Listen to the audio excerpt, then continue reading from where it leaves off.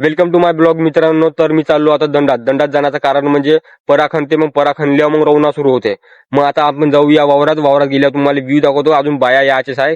खेड्यात असं 10 वाजता बाया निघते रोवायसाठी. तर आपण जाऊया वावरात, मग भेटूया. तुम्हाला वाटत असेल हा पंप कासाठी नेता, म्हणजे 2-3 पाऱ्याला मारायचे आहे म्हणून हा पंप नेता. कचरा बहुत आहे ते ती मारते बाबा.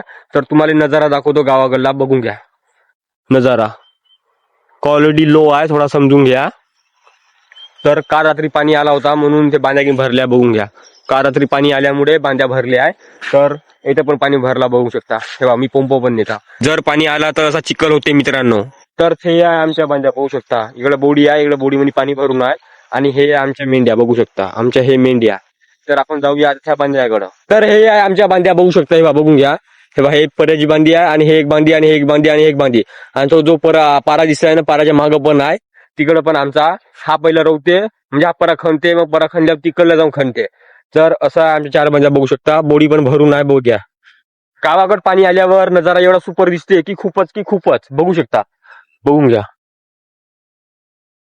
आणि मी तुम्हाला म्हणलो होतो की फवारणी मारायचा होता म्हणून.